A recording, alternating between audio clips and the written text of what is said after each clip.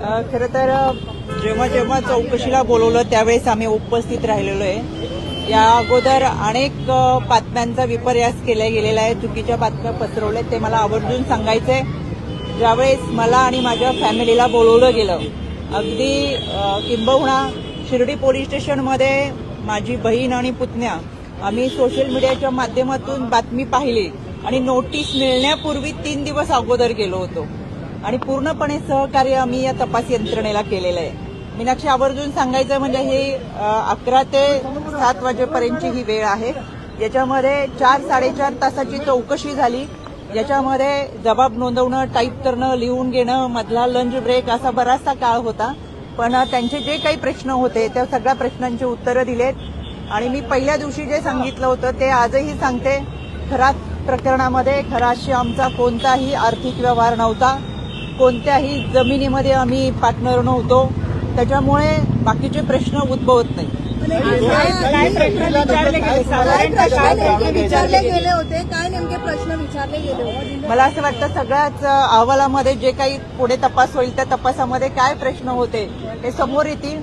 खरं तर आर्थिक व्यवहाराच्या संदर्भातच प्रश्न होते, पण आर्थिक व्यवहारच कुठं नसल्यामुळे त्यांना काही बाकीचे प्रश्न उद्भवले नाही। एसआयटी आणि ईडीचे प्रश्न काही सेम होते का? असं काही एसआयटीचे प्रश्न वेगळे होते, ईडीचे प्रश्न वेगळे होते आणि या तपासाला त्यांना उत्तम प्रकारे आम्ही सहकार्य केले।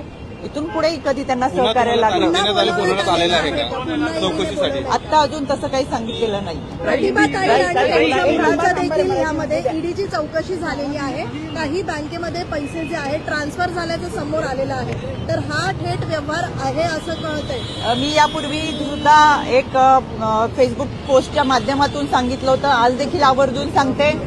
समता पत संस्थेमध्ये जे प्रतिभा चाकणकर आणि तन्मय चाकणकर यांच्या नावाची जी खाती खोलली गेली ती बनावट खाती होती। त्यामध्ये ही दोघं कधीही समता पत संस्थेत गेली नव्हती। त्यांना समता पत संस्था कोठे आहे हे सुद्धा माहीत नाही। त्याच्यामध्ये त्याचा ओटीपी हा खरातकडे जात होता। त्या ठिकाणी या दोघांच्या सुद्धा या खात्यामध्ये कुठेही सह्या नव्हत्या आणि केवळ या दोघांचीच नाही तर जवळजवळ माझ्या माहितीप्रमाणे 125 ते 150 लोकांची बनावट खाती काढलेली आहेत। ज्या व्यक्तीला घरातून चालता सुद्धा येत नाही अशा लोकांची सुद्धा बनावट खाती ही समता पत संस्था आणि अजून एक पतसंस्था आहे त्याच्यामध्ये काढलेली आहेत। त्याच्यामुळे ही जी खाती आहेत ती खोटी आहेत।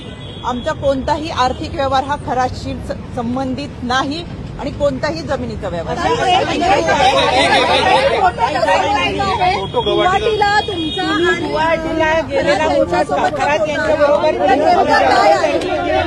पहिली गोष्ट, गुवाहाटीचा जो फोटो तुम्ही पाहिलेला आहे त्याच्यामध्ये हा फोटो जो आहे तो माझ्या फॅमिली सोबत, खराची फॅमिली आहे।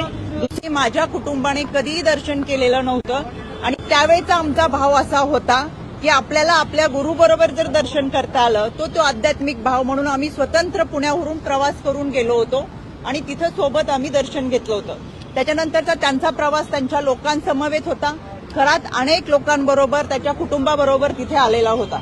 त्याच्यामुळे आपण दर्शनाला अनेक ठिकाणी जातो, तो एक आध्यात्मिक भाव होता। 17 तारखेला अरेस्ट केल्यानंतर लक्षात आलं की तो आरोपी आहे। तोपर्यंत खरं तर आपण पाहताय अनेक क्षेत्रातील अनेक मान्यवर हे त्याला गुरु मानत होते, दर्शनासाठी जात होते। तीच आमची भावना होती आणि एक प्रामाणिक श्रद्धा आम्ही ठेवली होती। त्याच्यामुळे साहजिक तो एक श्रद्धेचा भाग होता।